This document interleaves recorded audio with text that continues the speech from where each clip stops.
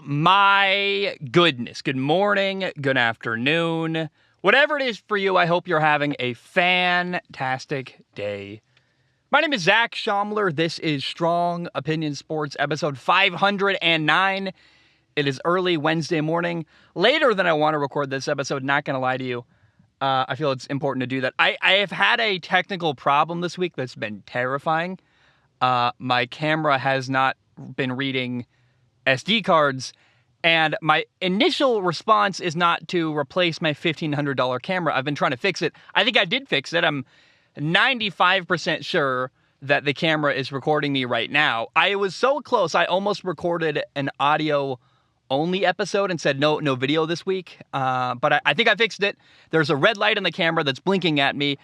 That's the recording light. There is no timestamp. Not sure why, but I think we got it working. It wasn't recording earlier this week. Also, I have great news. I'm done working at the restaurant. My last day was Sunday.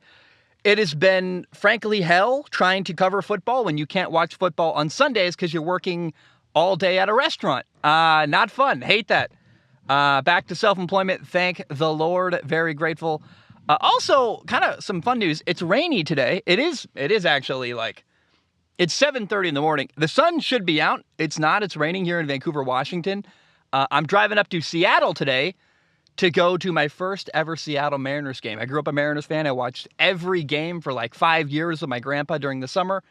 Never been to a Mariners game before. Going with my buddy, I call him Quiet because he's not actually quiet. Him and I are going to a Mariners game, the last home game of the year. They made the playoffs. It's absolutely crazy. I'm going to get a hot dog. I'm going to get wasted. I'm going to drink. I'm going to eat. I'm going to watch baseball. Hopefully the Mariners win. That'd be really fun. I just want to have a good time at the ballpark. So I've never been to a professional baseball game in my life. I've been to minor league games before. Very excited to go to, I believe it's now T-Mobile Park in Seattle. That's going to be wild and fun. Let's jump into football. During NFL Week 4, Seattle beat Detroit 48-45. The Detroit Lions are now 1-3. And the number one thing I need people to know about the Lions and about Jared Goff is that the 1-3 start is not Jared Goff's fault. I have been hard on Jared Goff in the past. He got LA to a Super Bowl. I thought he wasn't good enough in that Super Bowl. They lost to New England. He got replaced. They brought in Matthew Stafford. They shipped him off to Detroit. I actually felt kind of bad for Jared Goff at that point. He got booted off. We worked with Sean McVay, got them to a Super Bowl. They said, you're not good enough. We're going to ship you off. He got sent to Detroit, Michigan. I don't know about you, but for a kid who grew up in California, I didn't grow up in California. Jared Goff did, Northern California, outside of San Francisco. Living the dream, living in Los Angeles, the Rams quarterback, going to Michigan would be rough. To grow up in California without a cold winter, to have to go live in Michigan in December, also a historically losing franchise. I felt bad for Jared Goff when that happened. Now I feel bad for Jared Goff because the dude is balling out. He's playing outstanding. And my fear is that Jared Goff isn't going to get credit for what he's doing. I don't have a stake in the game. I like Jared Goff as a human being. If Jared Goff was playing bad, I would tell you. But right now, he's tied for the most touchdown passes in the NFL. He has 11. Detroit leads the NFL in scoring. They lead the NFL in total yards. They only have 4 turnovers. It's not like he's pulling a Jameis Winston and throwing for a ton of yards, but throwing an equal amount of interceptions. No. He's dominating. Offense is not the problem in Detroit. And furthermore, quarterback is not the problem in Detroit. Jared Goff is playing very, very well. Seattle at Detroit was really fun to watch for me, an objective third party who doesn't really care who wins. I just want a fun game that's interesting. But I can only imagine how frustrated a Detroit Lions fan must have felt watching that football game. The Lions defense is struggling, man. For Detroit to score 45 points and lose a football game, that's absurd. And the Lions made it 38-41 with 5 minutes to go. The only problem was, they made it a 3-point game, 38-41. Gosh, I grew up in America. My math is all wrong. But no, it's funny to me. You make it a 3-point game, 5 minutes to go. You think you have a chance to win the game there. And Detroit might have won the game if they could have ever gotten a stop. Literally, Seattle didn't punt the entire football game. Detroit could not stop Seattle. The only time Seattle didn't score was when they got in their own way and fumbled or had a turnover. There was even one play where Seattle was backed up 3rd and 16, and I thought, hallelujah, finally, the Detroit Lions are going to get a stop in this football game. And on a 3rd and 16, I want you to hear this. 3rd and 16 yards. Rashad Penny ran for a 36-yard touchdown. It was ridiculous. I would imagine that's a play that Lions fans remember very well. The pain, the suffering. 3rd and 16, you finally got to stop. You held them to a field goal. That would have been the difference in the game, by the way. Like that was a massive deal. And there was one play where, I guess, let me back up. I just feel bad for Jared Goff, the quarterback of the Lions. He's gotten so much better this offseason. Like Jared Goff, head and shoulders better than he was last year. Nobody's even going to notice. People don't realize on Sunday against Seattle, the Lions were missing 5 starters. Their starting running back, DeAndre Swift, their top 2 receivers, Amon-Ra St. Brown and DJ Chark, both of their starting guards on the offensive line weren't playing. So 5 starters on offense were missing, and Jared Goff puts up 45 points and loses a football game. Oh my gosh. Every Lions loss this year has been within 4 points or less. And it's not like the Lions haven't been scoring. They lead the NFL in scoring. They lost week 1 to Philly, 38-35. Week 3, they lost on a last-second touchdown to Minnesota, 28-24. Week 4, you lose to Seattle, 48-45. Seattle never punted. You couldn't stop Geno Smith. And Geno Smith is playing well. I'm not trying to discredit him. But oh my goodness, against Seattle, Detroit never led the football game. They just started, the Seahawks got the ball first. They scored first and never slowed down. Jared Goff was great in this football game. 26 for 39 passing, 378 yards, 4 touchdown passes. He had 1 mistake. He threw a pick 6, 1 mistake all game, first play of the 3rd quarter. And honestly, it's one of those, it wasn't the kind of interception where you go, what a terrible throw. Nowhere near a receiver. It wasn't an egregious interception. It was just awful. It was a defender, Tariq Woolen, making a really, really good play. There's a medium crossing route. Tariq Woolen undercut it, which, you know how much speed it takes to start from behind a receiver, speed up, undercut them, grab the ball, and then run for a touchdown? It was incredible. I was like, that's a hell of a play from Tariq Woolen. And I'm not trying to sugarcoat it. Jared Goff, that's a mistake. You can't throw a pick 6 in that moment. But it wasn't like a terrible interception. It was just like a really great play by the defender. That happens sometimes. And, probably shouldn't have been thrown there. But still, 9 times out of 10, that's probably not a pick 6. And, oh my gosh, to make 1 mistake all game, to score 45 points and lose a football game, I feel bad for Jared Goff. They lead the NFL in scoring and yards. They only have 4 turnovers this year on offense.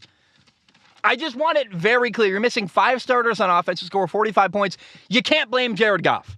Jared Goff is innocent. I feel like I need to defend his honor. He's going to get a lot of people, oh, the Lions are terrible. They're 1-3. Jared Goff is the problem. That's incredibly lazy and totally wrong. They need to double down on Jared Goff, get him more support, get him a better defense, because this guy should be winning football games. This is not at all on Jared Goff. And it'd be a waste of money and a waste of everybody's time and investment to move on and get another quarterback in Detroit when you got one who's playing very, very well. It's infuriating to me the way people just move off quarterbacks so quickly and don't give them a proper opportunity to succeed. Jared Goff is doing great here. Do not replace him. By the way, the offensive numbers in this football game were insane. It was like watching a video game. I've been playing Madden maybe too much recently. Oh my goodness, dude. I got Madden on my Vita. Madden 13. Did you know RG3 is a rookie in that football game?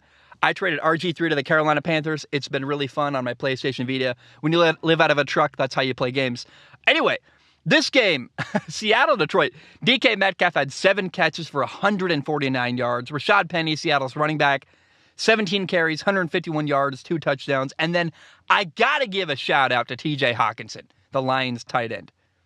TJ Hockenson, missing Amon-Ra St. Brown, missing DJ Chark, missing your running back, missing I don't know a lot of tight ends that could carry your whole offense when your top receivers are up, but TJ Hockenson against Seattle had 8 catches for 179 yards and 2 touchdowns. 8 catches, 179 yards, 2 touchdowns.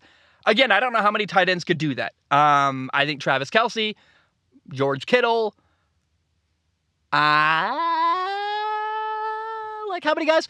A lot of great tight ends out there, but I think T.J. Hawkinson's name's got to be up there. I know Mark Andrews is awesome. I know that Dallas Goedert is awesome in Philadelphia. Dallas Goedert's better than people realize. But I'm just saying, T.J. Hawkinson's name doesn't get brought up enough. And in fact, I would tell you this right now, based on how the year has gone so far, I would take T.J. Hawkinson over Darren Waller in Vegas. And I just think T.J. Hawkinson deserves some shine. The dude is playing outstanding this year. By the way, here's a fun thought about Seattle. Through the first 4 games of the year, Geno Smith is playing better than the former Seahawks quarterback, Russell Wilson, which I find both hilarious and amazing.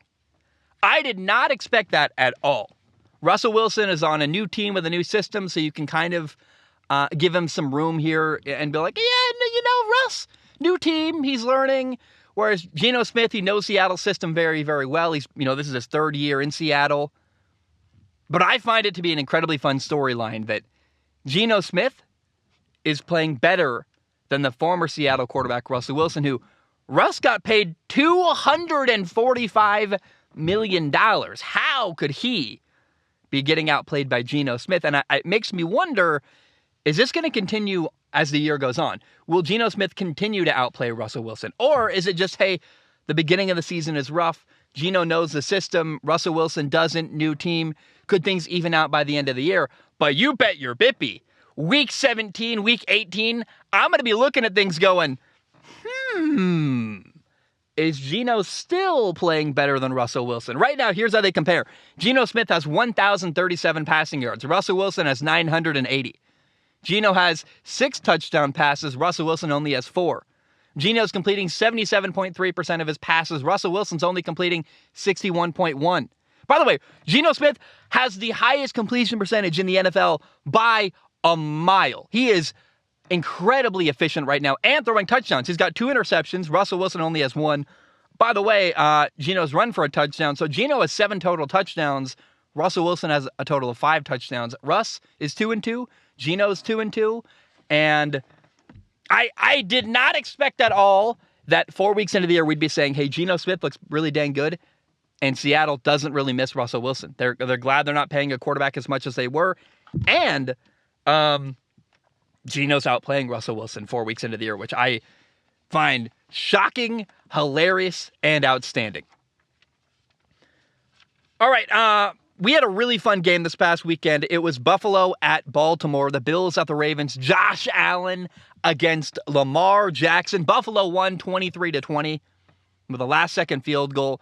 This is a massive win for Josh Allen and the Bills. Kind of a big comeback, actually. The Ravens were up 20-3 in the second quarter, and the Ravens lost 23-20. The Ravens did not score in the second half. It's on one side, it's a great comeback for Buffalo. On the other side, it's a great. The Ravens you could argue they fell apart. Baltimore only got the ball 4 times in the second half. They had 2 punts and 2 picks, and 1 interception was tipped on the line of scrimmage. I can forgive that. That happens. And by the way, the Ravens, I got to give them credit. Now, Buffalo tipped that pass, but while I'm on the topic, the Ravens defensive line, by the way, does a great job tipping passes. I got to say, I was talking to my buddy who played defensive line in the NFL. I'm like, hey, how does that happen? He goes, it's a mix of the general manager does a good job finding guys who have that skill set.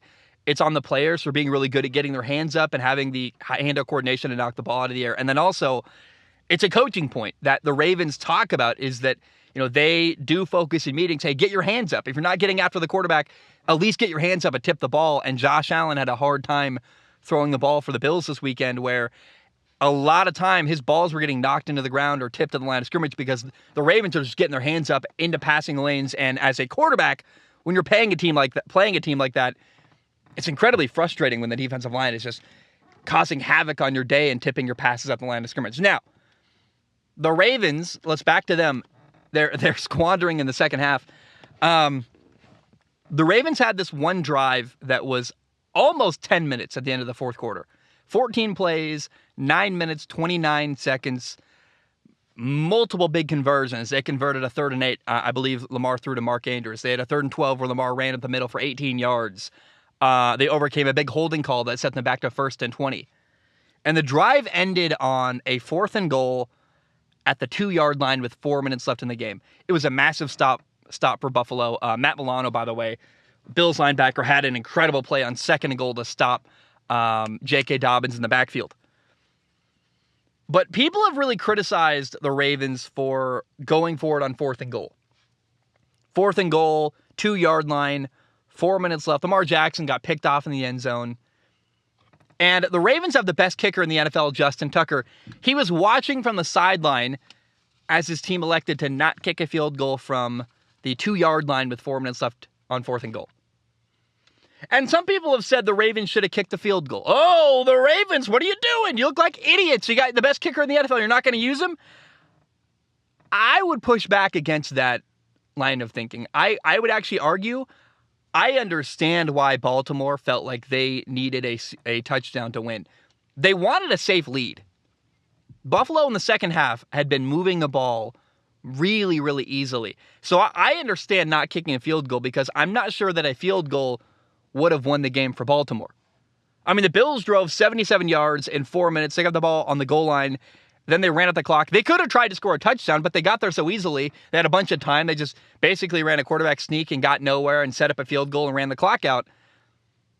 Against a legendary offense like Josh Allen and the Buffalo Bills, I think you need touchdowns to win. And I really think it's kind of a catch-22 that's unfair to John Harbaugh, the Ravens head coach, where if you kick a field goal on 4th and goal, and then they put together the same exact drive that Buffalo did and score a touchdown instead because they didn't need a field goal, they needed a touchdown.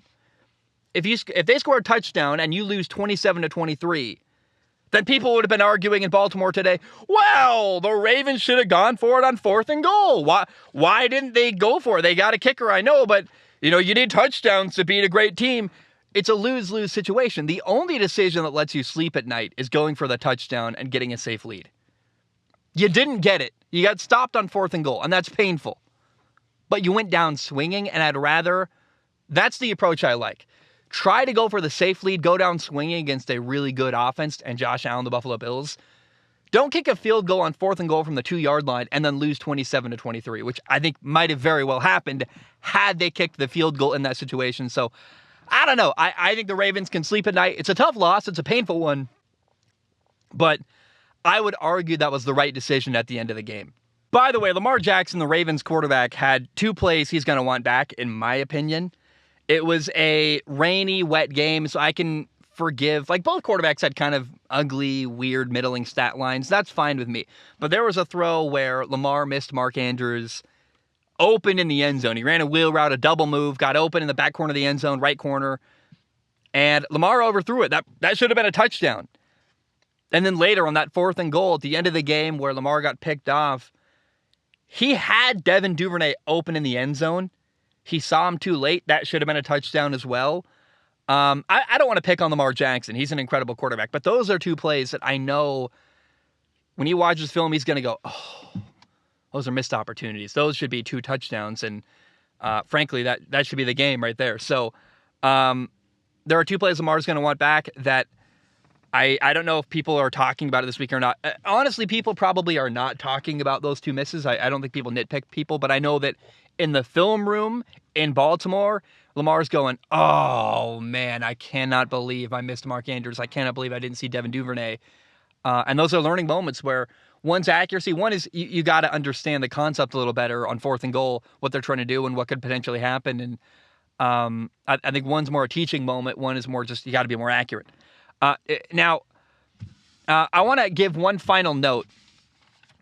Bootlegs are so effective in short yardage with Bills quarterback Josh Allen. A bootleg is where you fake the run inside to the running back. You fake a handoff. You roll the quarterback outside of the pocket. It gives Josh Allen leverage to either run the ball, like tuck it and run, or throw the ball downfield. And it's dangerous as hell. He can just run over defenders on 3rd or 4th and short. He's so big and powerful, he can just bowl over anybody. Defensive linemen, linebackers, it doesn't matter. He just runs through whatever he wants. And in a short yardage situation, size and strength is more valuable than speed. I think of, Kyler Murray's one extreme of the spectrum. Josh Allen is the other.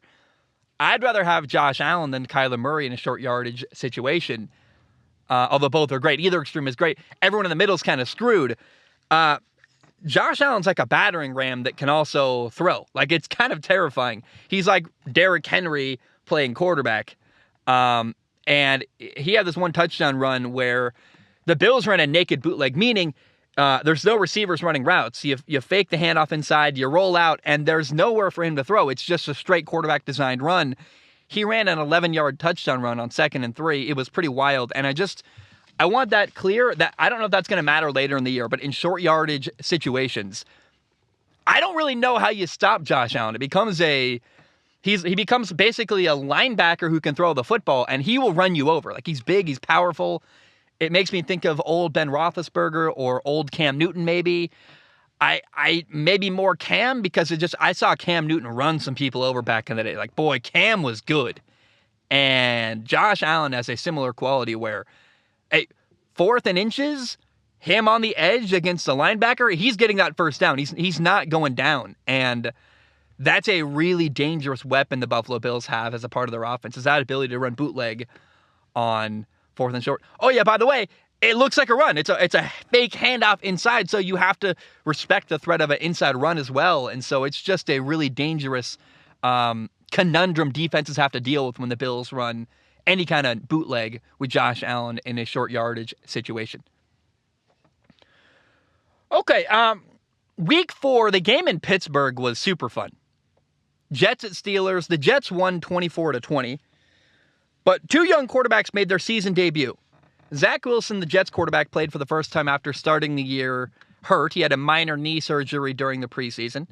By the way, it's a huge year for Zach Wilson, where he's in his 2nd year now. He's trying to prove to the world and prove to his team he's a franchise quarterback. Now, on the other side of the field, you have Steelers quarterback Kenny Pickett, who made his NFL debut. First time ever playing an NFL game. Great for him. He's a first-round draft pick, the only quarterback drafted in the first round of the 2022 NFL Draft. Let's start with Kenny Pickett. Pittsburgh. That'd be like a fun nickname if they ran like a wing tee offense. Pittsburgh benched quarterback Mitchell Trubisky at halftime. They got tired of watching him struggle. They're like, we just can't. We're not doing it anymore. Trubisky, I don't want to say the guy is useless, man. I feel like that's unfair. He had a really good throw to Deontay Johnson. It was almost one of the most incredible touchdown throws I've ever seen, like in a really tight window. Like, Trubisky isn't awful. He'll always probably have a job in the NFL because he is somewhat competent. Although, is he? Like, here's what I mean. Watching Trubisky, I'm like, man, I have no confidence this guy can beat man coverage with a great throw. Like, you watch Aaron Rodgers, you watch Tom Brady, Patrick Mahomes, Josh Allen, these guys throwing back shoulder fades and throwing people open against man coverage. Trubisky doesn't have that ability to do that. He's not accurate enough. He doesn't have a strong enough arm to put enough zip on the ball to do that. And then also, it's year 6 in the NFL, and he's still struggling with basic stuff like finding windows against zone coverage. And if you can't beat zone coverage, also, I don't think you can beat man coverage, then what can you do as a quarterback?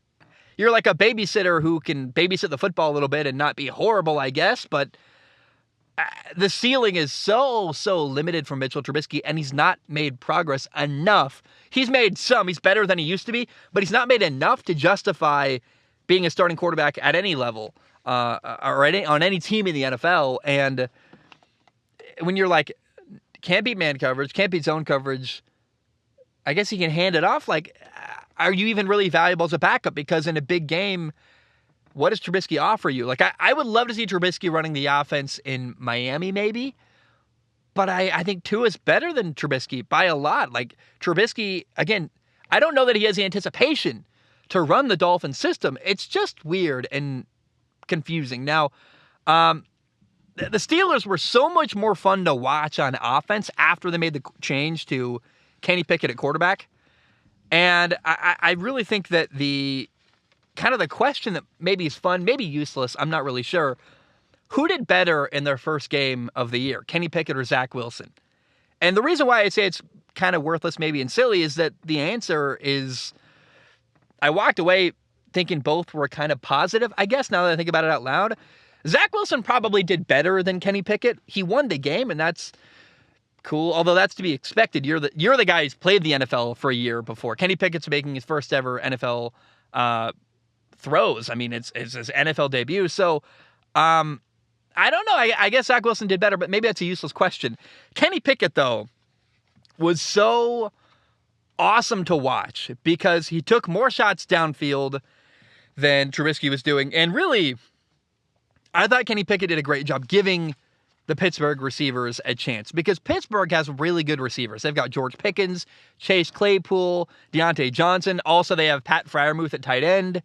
Like, that's too good of a receiving group to not score points and do well. And Kenny Pickett not only throws the ball better than Trubisky, where he's more accurate, he's got more velocity, he also has better body language. I like how he interacts with his receiving core. You can tell the locker room actually prefers Kenny Pickett.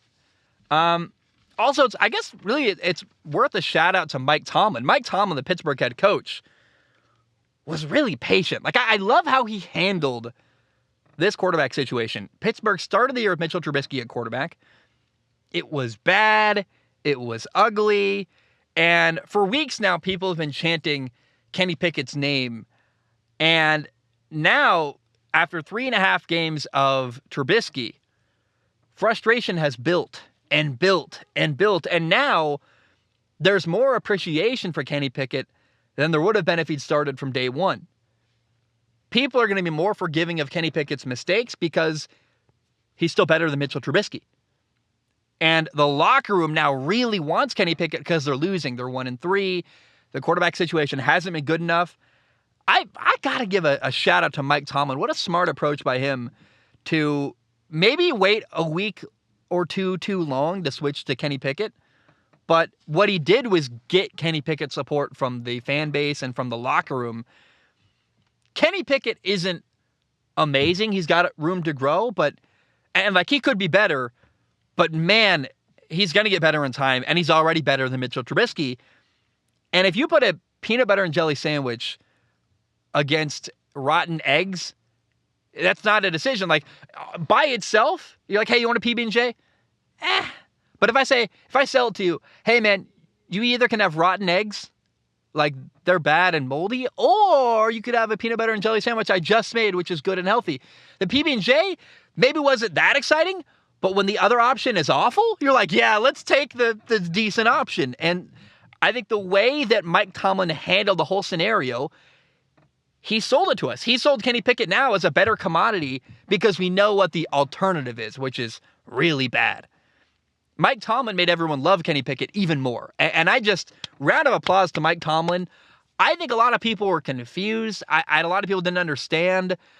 Now, in hindsight, that makes sense. He had a very wise approach with Kenny Pickett, and he rallied the troops in support of Kenny Pickett and really, especially got the locker room on his side. On paper, Kenny Pickett's numbers weren't amazing. They're interesting, I guess. He was 10 for 13 passing, 120 yards, no touchdown passes, 3 interceptions, which I think makes people cringe at first. Now, Kenny Pickett did run for 2 touchdowns. He also, did have 3 picks, but also it's kind of weird that Kenny Pickett, 10 for 13 passing, 3 incompletions, all 3 incompletions were picked off, which is kind of a rare stat line. I've never heard of that before. Kind of weird. Number 3 was not his fault at all. Kenny Pickett threw a Hail Mary at the end of the game, trying to make a play. It's a jump ball. You hope your guy gets it. It's just a shot in the dark, and it got picked off. Like, that's bad luck. His second interception was, I believe, a throw to George Pickens. Not a great decision. I remember it well. It got tipped, but he kind of forced it into coverage. That's on him. That's not a great decision, not a great throw. His first interception was also one that I thought was his fault. Chase Claypool was double covered, but there was really only one defender that could make a play on the ball. I actually liked the idea of taking a shot to Chase Claypool. I want to see Kenny Pickett do that a lot more in the future. Like, he's such a good receiver in one-on-one coverage. Give him a chance. Put it up there. I just thought the ball was kind of underthrown, and underthrown football plus Chase Claypool maybe didn't do a good enough job playing defense, getting the ball knocked out of the defender's hand. That led to an interception, but they weren't like horrible interceptions that were awful. The second one I thought was the worst interception of the 3. The third one wasn't his fault at all. All in all, I thought it was a solid day for Kenny Pickett. He scored 2 touchdowns. I think the offense moves the ball much better with him at quarterback than Trubisky. And the receiving core really prefers Kenny Pickett because he actually gives them chances to make plays. He's taking shots downfield. He's trusting them to go get the football. I think Kenny Pickett is an outstanding fit for the Pittsburgh Steelers receiving corps. I mean, we've seen that's something, something Big Ben even struggled with was managing the personalities and keeping them happy. Kenny Pickett's great at that. Watch him on the sideline, interacting, dapping people up. Like, he really is, I think, exactly what the Steelers need from a personality standpoint at quarterback. He's got some dog. You see him clapping. You see him rallying the troops. Trubisky looks confused and upset and kind of lost and passive. Pickett's a little more type A, a little more outgoing, a little more in your face, but also like he allows the receivers room to complain to him, and he listens to them, and he gives them what they want, which again is an opportunity. He really is going to throw the ball downfield and give them a shot and give them freedom to make plays where Trubisky just wasn't taking enough shots downfield. So I really think all around, Kenny Pickett is not only an upgrade on Trubisky, he's also probably an upgrade over what Big Ben was last year, which is blasphemous, I know, but Big Ben last year wasn't the primetime Big Ben we saw years ago. And Big Ben, as his career went on, got worse and worse at interacting with younger teammates. Kenny Pickett, like, I'm not trying to hate on Big Ben, but that's true. He complained and he didn't seem to get along with Chase Claypool very well. Kenny Pickett's great at that. Like, he really is, I think, from a personality standpoint, exactly what the Steelers need. So I walked away feeling very positive about Kenny Pickett, and shout out to Mike Tomlin for giving us 3.5 weeks of suffering with Mitchell Trubisky to make us appreciate Kenny Pickett even more.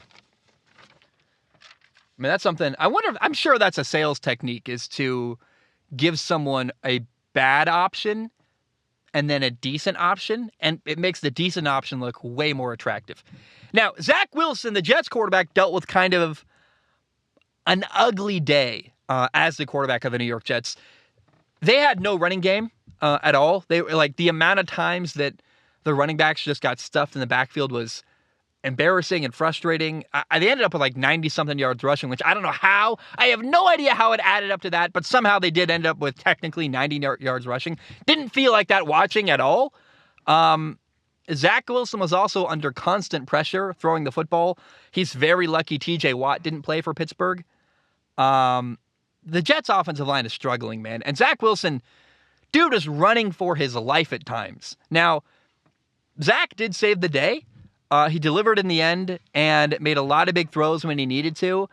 So honestly, what an amazing way to start 2022 for Zach Wilson. I mean, Zach Wilson is trying to prove that he is the Jets franchise quarterback. And when you think of it that way, week 4 was a perfect start for him, because that's what a franchise quarterback does, is deliver at the end of a game and win a football game. The Jets were down 10-20 with 10 minutes left in the game, and Zach put together 2 great touchdown drives in the fourth quarter. He had an 11-play, 81-yard touchdown drive, then a 10-play, 65-yard touchdown drive. That's a massive start for Zach Wilson and a promising result. Again, that's what a franchise quarterback does, is deliver at the end of a game. But, and you knew a but was coming. I was going to, here's the problem. It was also concerning because does Zach Wilson have to rescue the Jets every single game? Pass protection was terrible. The running game was awful. The offensive line is a mess. It's really concerning. And what we saw week 4 from the Jets was not a sustainable winning formula. Like, you can't go into the final 10 minutes of every game down 2 touchdowns, needing your second-year quarterback to rescue you when your offensive line is awful and no one's making a play. I think New York has got some good skill players. They've got a receiver, Elijah Moore, Corey Davis, Garrett Wilson's awesome. They've got a running back tandem I like, Michael Carter and Breece Hall. But if the offensive line is garbage, then it's going to be a really long year for Zach Wilson and the Jets. And it's not all their fault. They've had injuries. They've had a lot of setbacks. But I worry that the Jets' awful offensive line is going to hold back what potentially could be a very interesting and exciting year for the Jets' young quarterback, Zach Wilson. And it's going to make him look bad. it's going to make people think he's not a franchise quarterback, when I will argue I don't think he's getting the offensive line support that he deserves and he needs to be successful. And I don't know very many quarterbacks who could succeed behind a truly awful offensive line like what we saw from the Jets against Pittsburgh week 4. By the way, Philly beat the Jaguars 29-21. Good win for Philly. The Jaguars started up 14-0. The Eagles fought back. It's kind of cool, I guess. I thought it was really the most entertaining part of the whole day was whether or not Philadelphia was going to boo their former head coach, Doug Peterson. They cheered for him. I was like, wow, holy crap. I can't believe it. Philadelphia, you guys have a soul. You have a heart. I love Philadelphia, by the way. I want to be clear. Philadelphia, I've never been there, but man, I love that frankly, the fan base is kind of intimidating. I get a lot of hate and anger when I say bad stuff about the Eagles on YouTube, and I like that. I think it's better for sports when there's a passionate fan base. I've said it before. New York, Philly, and Dallas are like, and I would throw Pittsburgh in there as well, the most passionate fan bases in the NFL. The Raiders are probably up there somewhere, but like, man, Philadelphia, cream of the crop when it comes to fan base passion. And the fact that, they respected what Doug Peterson did enough, he won them a Super Bowl, that they cheered him, thought it was kind of cool. I thought if anything, they would boo him just kind of out of like, that's what we do. We love you, but you're the other team now. Boo! But I was surprised. They cheered him on. And I wonder who decides that, by the way. Is that like a local radio conversation all week? Is there like a Twitter group? Is there a Facebook page? Do we boo him or not? I have no idea how that decision gets made in Philadelphia, whether they boo a former player or coach or not. But I thought that was pretty cool. Kind of fun to watch. The game, I guess the Jaguars, really the only way this game was going to be a much longer, more interesting topic on the show. I was watching this game realizing, like, if Philadelphia wins this game, it's not a very compelling story to me. Like, Philly's 4-0. They look great, but you can't really sell it. Oh, they beat the Jaguars. Like, no one understands how significant that is, but the Jaguars are pretty dang good. They're better than the record would show. And unless the Jaguars upset Philly, I realize it's probably not a big storyline people are going to care a lot about, but I watched it. It was a good win for Philadelphia, and I think a much more impressive win than people are going to realize because the Jaguars are a better team than most people realize. All right, let's talk about college football week 5. For me, the game of the week in college football this past weekend was Kentucky at Ole Miss. Ole Miss won 22-19. Everyone all year has told me how great of an NFL prospect Kentucky's quarterback Will Levis is. Oh, he's so great. He's not that physically gifted. And the 2 times I've watched Will Levis, the Florida game and the Ole Miss game, hasn't been that great. Will Levis, in my opinion, got outshined by Ole Miss quarterback Jackson Dart this past weekend. Didn't have better numbers, Jackson Dart didn't, but he looked more talented. I was like, this guy's more exciting, and I think has a better future. Will Levis had an amazing opportunity this past weekend to gain my respect, and he failed. Will Levis got the ball, minute 49 left, down 3 points, and he couldn't score. And there was probably a missed targeting call in there, but the narrative and the takeaway here is that Will Levis didn't deliver in a big moment. And it's the second time I've watched Will Levis this year, and he was kind of, fine. So, Ole Miss is 5-0, Kentucky's 4-1, and he had a chance to throw a touchdown to Dane Key. He did throw a touchdown to Dane Key, technically, on the goal line. But Will Levis forgot a key detail. Not everyone was set first. It was an illegal motion, no touchdown. And I walked away feeling like week 5 at Ole Miss, not a great game from Will Levis. And there's very few opportunities where you're playing a game that I'm going to pay attention to and go, can this guy grab my attention? Huge moment here. Will Levis blew it, in my opinion. Okay, unranked Missouri scared number 1 ranked Georgia. They gave Georgia the best game anyone has played against Georgia all year. Missouri led by 10 points in the fourth quarter, 22-12. Now, Georgia got 2 big fourth quarter touchdowns. They won 26-22. Georgia's first lead of the game, by the way, came with 4 minutes left in the game. Like, they really brought it down to the wire. But I've said before, great teams get one bad game a year, and the key is you got to survive your bad game. Georgia did; they stayed undefeated. Missouri is, I believe they're 2-3. They're 2-3 or 3-2, but I think it's the worst one. I think it's 2-3, and probably won't talk about them again the rest of the year, to be honest. But man, they gave Georgia a battle. Michigan beat Iowa 27-14. Not a very compelling game. Michigan was up 20-0 before Iowa even scored. But hey, shout out to Michigan running back Blake Corum.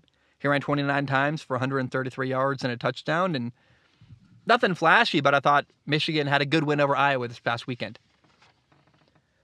Alabama beat Arkansas 49-26. They dominated, but the problem is Alabama's young quarterback Bryce Young hurt his shoulder. He left the game up 14-0, and he has a sprained AC joint. So he's day-to-day right now. He may or may not play this next weekend. And it sucks. I absolutely love Alabama quarterback Bryce Young. As I look around the NFL world, high school football, college football, NFL football, Bryce Young is my absolute favorite quarterback to watch on TV. There's not a single, if I could watch every game and it just be Bryce Young, I would. I've said before, I can't wait to play this guy in Madden. He's awesome. He's super fun. He's like a video game character. The way he extends plays is ridiculous, and I think he's better than anyone in the world right now at extending plays and keeping his shoulders aligned so he can throw downfield and also keeping plays alive in the backfield. I know that's blasphemous, but I just love watching the guy. I really do. And I'm bummed he's hurt right now. He may or may not play next week. Freshman quarterback Jalen Milroe came in for Bama. He did all right. He ran for like 91 yards, had a long 77-yard run. He threw a touchdown pass. But, Bama led 28-7. They won easily. But Bama's quarterback, Bryce Young, got hurt. And that's concerning moving forward because, while Alabama's 5-0, they play Texas A&M this coming weekend, and there's a lot of bad blood between Jimbo Fisher and Nick Saban and these two teams. Alabama's going to need Bryce Young in this football game. Him not playing against Texas A&M would be a massive deal, and keep your eye on that one. By the way, TCU dominated Oklahoma. Oklahoma has lost 2 games in a row. They lost Week 4 to K-State. Week 5, they lost to TCU. TCU won 55-24. TCU 4-0, good for them. Oklahoma quarterback Dylan Gabriel left the game with a head injury in the second quarter. That made the game worse, but TCU was already winning 34-10. I'm surprised that Oklahoma, 2 losses in a row, an ugly one to TCU. It's not the same without Lincoln Riley. And Brent Venables is awesome. It's going to take him time to build that program. I think he will. But with Lincoln Riley gone, we're seeing the impact of that. And it's not quite the same now. I don't think those are 2 games in a row that Lincoln Riley would have lost in previous years. By the way, I guess I already said by the way. Also, how about that one? Also, Kansas football. The Kansas Jayhawks are 5-0 in football. They're the number 19 ranked team in the nation. And I got to say, the Big 12 in general might be my... I can't say that. The SEC is my favorite conference to watch. It's what I pay the most attention to. It is what fans care the most about. I love watching future NFL players play. I really respect the SEC. If I want to have fun, guilty pleasure Zach with, I don't know, when Zach is in the mood, when I'm in the mood for 2 cookies and I'll put ice cream in the middle and make my own homemade cookie ice cream sandwich. When I'm feeling dangerous and want to have fun, I'll put on a Big 12 game. God, that's the most nerdy football thing I've ever said in my life. But it's kind of true. The Big 12 doesn't give me good content. People don't care about the Big 12. There's not much interest there. I watch Kansas football play and I'm not getting anything out of it content-wise. But oh my gosh, I love the Big 12. It's fun. There's offensive football. It's wild. There's these offensive battles. They score 67 points a game.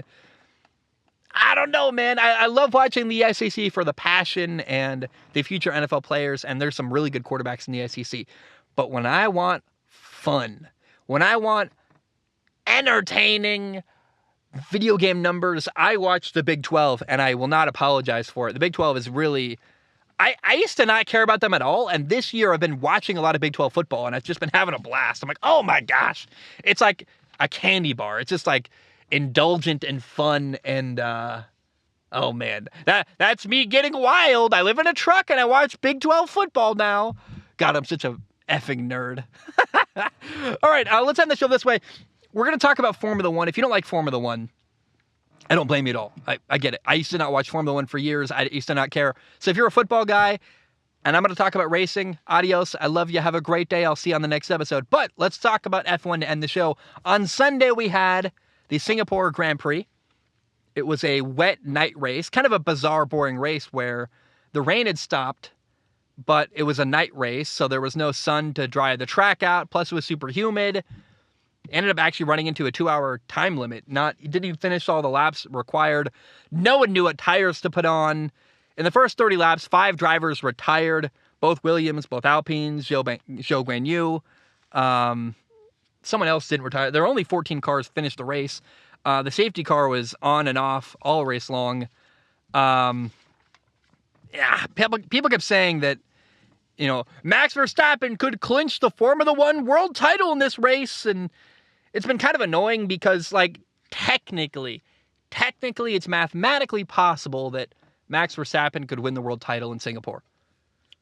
But, realistically, it's going to be 2 or 3 more races. I mean, it takes the right conditions where you're thinking, if that guy gets 0 points and this other guy, Max finishes way ahead of him, and this guy crashes, if all the stuff goes right, maybe Max can win. And it's like, what do you expect the whole grid to not get any points other than Max? I mean, I'm tired, and I just was like, I'm really, really sick of this narrative that maybe this is the day Max wins. It's not going to be. It's going to be 3 more weeks.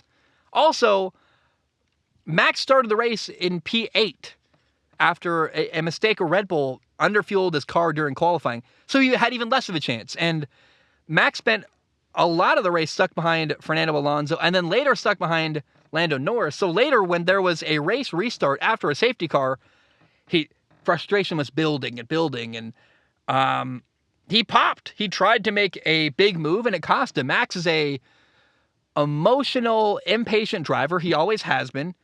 And when the frustration built and he popped, he locked up and he ran wide and went from P5 all the way back to P14. Lost all the progress he had gained. I mean, it was a weird adventure for Max because he started the day P8, got all the way up, worked up to P5, was in a pretty decent position, then lost a bunch of ground, went back to P14, finished the race in P7. Kind of a mess, like a weird, messy race for him.